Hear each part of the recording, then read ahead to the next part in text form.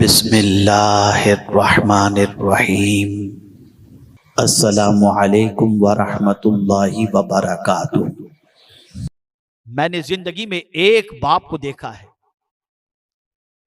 جس کے بچے کی عمر کم و بیش 2 یا 3 سال کی ہوگی۔ میں ایک شادی کی تقریب میں گیا ہوا تھا اور میں نے ظہر کی نماز ادا نہیں کی تھی اور مجھے فوراً نکلنا تھا، تو میں نے لوگوں سے پوچھا کوئی مسجد ہو تو بتاؤ۔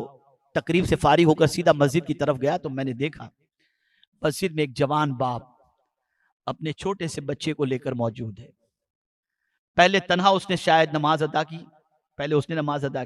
بچہ ادھر ادھر گھوم رہا تھا۔ پھر اس کے بعد وہ کھڑا رہا، اپنے بچے کو سامنے کھڑا رکھا اور پھر اس کے بعد وہ سجدے میں جاتا، بچے کو بھی سجدہ کراتا۔ میرے ذہن میں ایک سوال پیدا ہوا کہ اس باپ کو جب میں یہ دیکھ رہا ہوں کہ وہ اپنے بچے کو اس طرح سے نماز پڑھا رہا ہے اور سجدہ کرا رہا ہے تو مجھے اتنی خوشی ہوتی ہے، تو رب کو کتنی خوشی ہو رہی ہوگی، مولا کتنا راضی ہوگا۔ اے رسول اعظم کے دیوانوں، ذرا بچوں کو سجدہ کرنا سکھاؤ، بچوں کو نماز کا پابند بناؤ، بچوں کو اللہ کی بارگاہ میں سر جھکانا سکھاؤ، اس لیے کہ اگر بچہ تمہارا سجدے کے اندر سر رکھ دیا تو اسی بچے کا سر سجدے میں رکھنا تمہاری نجات کا سامان بن جائے گا۔ تو سب سے زیادہ فکر جہاں آپ ایجوکیشن کی کرتے ہو، جہاں نوٹ کما کے زیادہ لے آئے اس کی کرتے ہو، ایسی تعلیم کی طرف اسے مائل کرتے ہو جس میں مال زیادہ آتا ہو۔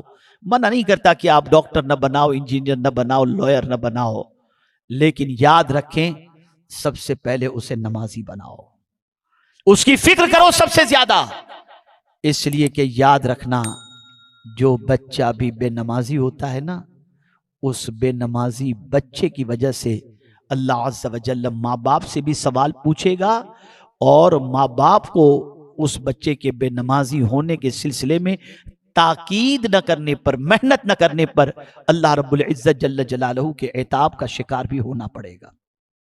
تو گھر والوں کو نماز کا حکم دو، اور اگر آپ نے دیا تو مثال کے طور پر شوہر نے اپنی بیوی کو نماز کا حکم دیا، بچوں کو نماز کا حکم دیا۔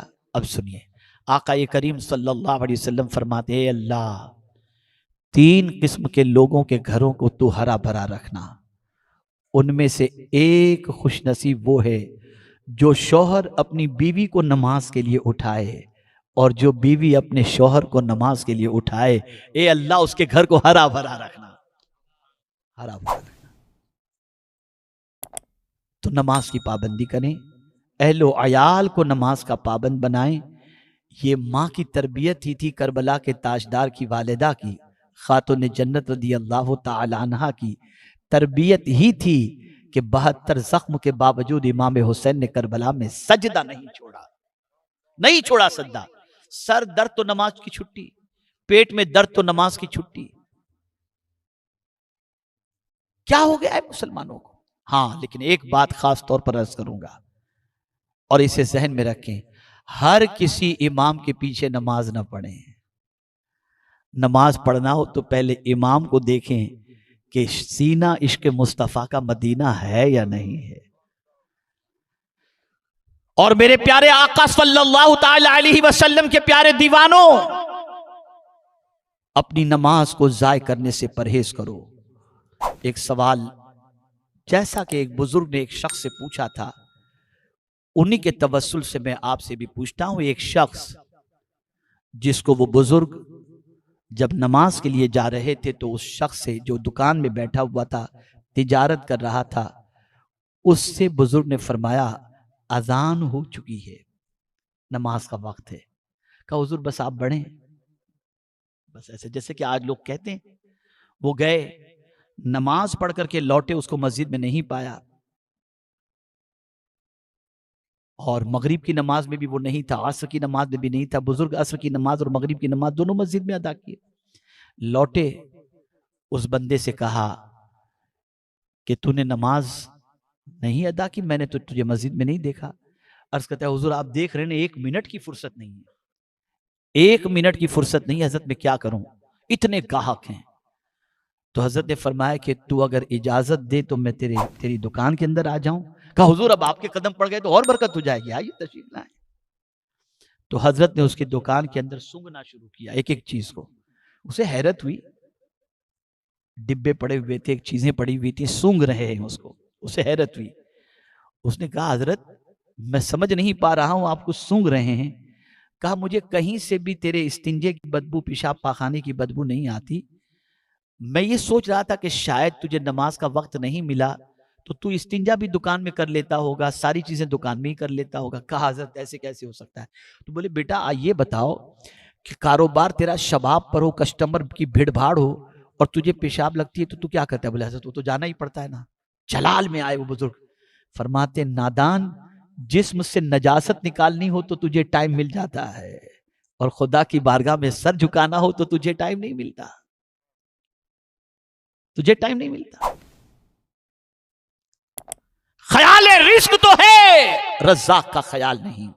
اور میں آپ کو یقین کے ساتھ کہتا ہوں قیامت کے دن سب سے پہلے جس عمل کے بارے میں پوچھا جائے گا وہ ہے نماز. قبر کے اندر عقیدہ پوچھا جائے گا اور حشر کے اندر عمل پوچھا جائے گا, اور عمل میں بھی سب سے پہلے نماز کے بارے میں پوچھا جائے گا. آپ سوچتے ہوں گے کہ آج نماز کے بارے میں کیوں گفتگو, تو میں آپ کو بتاؤں ایک نماز ایسی عبادت ہے جس سے بندے کے اندر ڈسپلین پیدا ہوتا ہے. بندہ نماز کا پابند ہو گیا تو ناپاک نہیں رہے گا, بندہ نماز کا پابند ہو گیا تو وقت کا پابند ہو جائے گا, بندہ نماز کا پابند رہا تو اس کے کپڑے پاک رہیں گے, بندہ نماز کا پابند رہا تو خدا کی نظر میں محبوب بن جائے گا. ایک عبادت ایسی ہے نماز جس کے اندر ساری چیزوں کا حل اللہ نے رکھا. اس کو میں آپ کو سمجھاؤں بہت مختصر میں, اور وہ یہ ہے حضور نے خوشی میں بھی نماز رکھی اور غم میں بھی نماز رکھی. عید کا دن خوشی کا ہے اسی لیے عید کہتے ہیں, اس میں بھی 2 رکعت ایکسٹرا رکھتی, اور کسی کا انتقال یہ غم ہے تو اس میں نماز جنازہ رکھتی. یہ بتا دیا بندو خوشی میں بھی نماز پڑھو, غم میں بھی نماز پڑھو. اس لیے نماز ایسی افضل عبادت ہے کہ جب کوئی بندہ ہاتھ اٹھا کر کہتے ہیں اللہ اکبر تو میرے رب کو پیار آتا ہے کہ اس نے مان لیا کہ میں ہی سب سے بڑا ہوں, میں ہی سب سے بڑا ہوں. تو نماز کے پابند بنے, نماز کے اندر کوتاہی نہ برتیں. جان بوجھ کر کے نماز قضا کرنے والے کا نام جہنم کے دروازے پر لکھ دیا جاتا ہے. اے رسول اعظم صلی اللہ علیہ وسلم کے دیوانوں, نماز پڑھیں گے اللہ بے حیائی سے بچائے گا, گناہوں سے بچائے گا, برائیوں سے بچائے گا. اگر آج کے اس اوپر سنی اجتماع کے اندر یہی پیغام آپ نے دل کے اندر محفوظ کر لیا اور اپنی زندگی کو نماز سے آپ نے قریب کر دیا تو آپ یقین مانیں انشاءاللہ العظیم دنیا اور آخرت کی ساری بے قراری سے اللہ رب العزت جل جلالہ بچا لے گا. اللہ رب العزت جل جلالہ کی بارگاہ میں دعا ہے کہ رب قدیر آقا کریم رؤوف الرحیم علیہ التحیت والتسلیم کے صدقہ و توفیل مجھے آپ کو سب کو مصطفیٰ جان رحمت صلی اللہ علیہ وسلم کی محبت میں زندہ رکھے, ان کی محبت میں موت نصیب فرمائے, اور نماز کے ذریعے حضور کی آنکھوں کو ٹھنڈک پہنچانے کی توفیق نصیب فرمائے. وما علینا الا البلاغ المبین.